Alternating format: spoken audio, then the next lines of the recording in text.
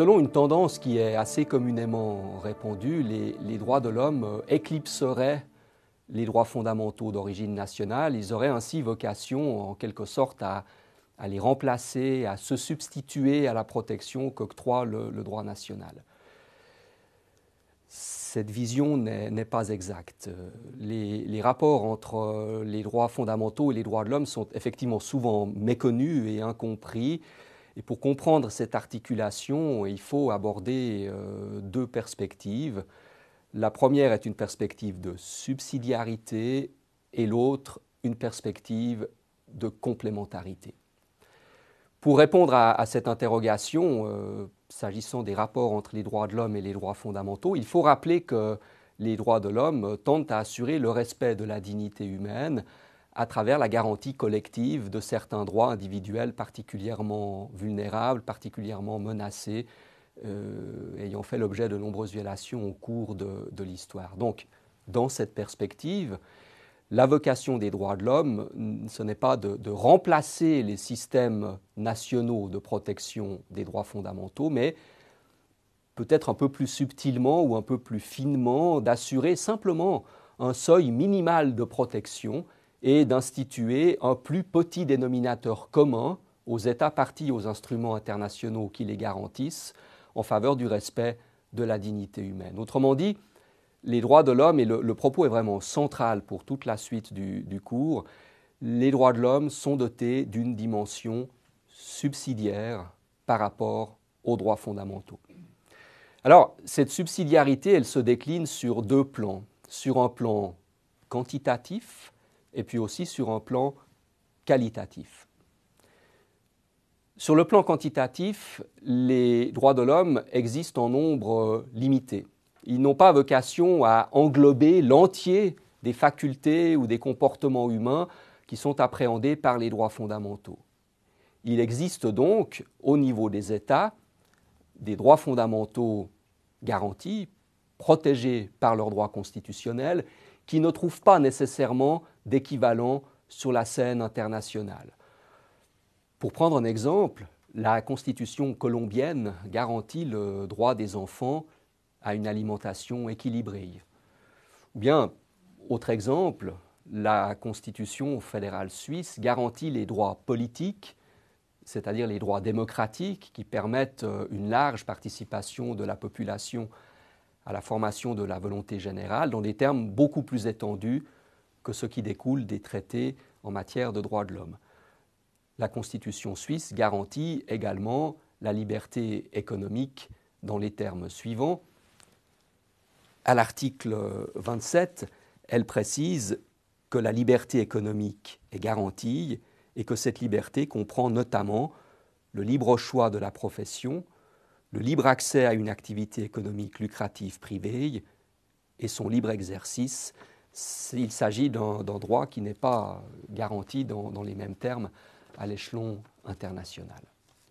Sur le plan qualitatif, à présent, les droits de l'homme protégés par le droit international ne tendent à assurer qu'un filet minimal de protection, c'est dire que les États demeurent libres d'instituer une protection supérieure, plus favorable à l'égard de leurs titulaires.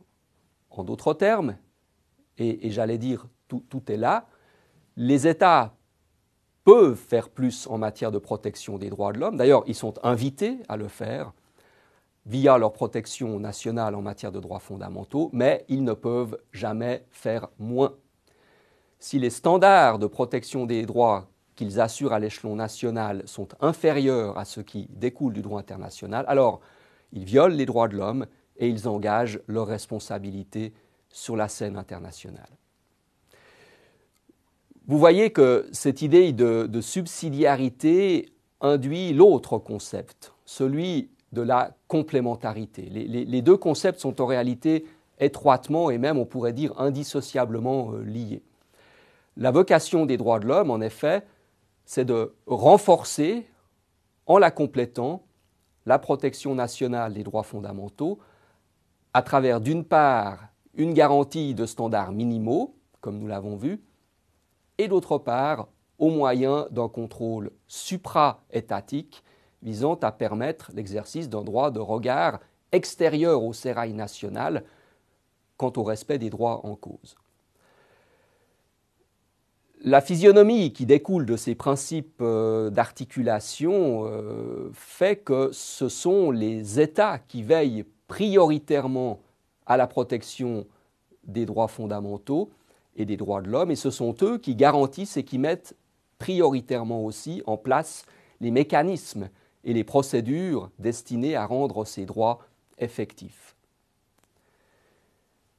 Liés juridiquement par les droits de l'homme, les États doivent aussi respecter les standards minimaux qui découlent des instruments internationaux qu'ils ont librement ratifiés. Ces instruments, ce sont des traités, des conventions auxquels les États ont souverainement, librement décidé d'adhérer et dont ils doivent respecter les termes une fois qu'ils ont souscrit à ces engagements. On voit ainsi, et c'est une phase importante du cours, qu'au contrôle strictement national du respect de la Constitution s'agissant de la mise en œuvre des droits fondamentaux, eh bien, s'ajoute un autre contrôle qui porte sur le respect des conventions internationales. Reprenons notre terminologie, et c'est tout simple. Nous voyons qu'au contrôle de la constitutionnalité, qui vise à assurer le respect des droits fondamentaux garantis par les constitutions nationales, se double un contrôle issu du respect du droit international, c'est le contrôle de la conventionnalité. Contrôle de conventionnalité parce que ce contrôle porte sur le respect de conventions internationales, de ces fameux traités visant à assurer le respect des droits de l'homme à l'échelon aussi bien universel que régional. Si le contrôle de la constitutionnalité trouve nécessairement ses limites et s'épuise au niveau des États, qui sont compétents pour l'instituer, le contrôle de la conventionnalité que les États assurent aussi, lui, a des prolongements sur la scène internationale, et c'est toute la vocation des droits de l'homme, c'est, je le répète, d'assurer un contrôle portant sur le respect par les États des engagements auxquels ils ont librement et souverainement souscrit. À cela s'ajoute, nous l'avons vu tout à l'heure, l'autre source importante dans le domaine de la protection des droits de l'homme, le respect du jus cogens, de ces règles impératives auxquelles nous avons fait référence tout à l'heure.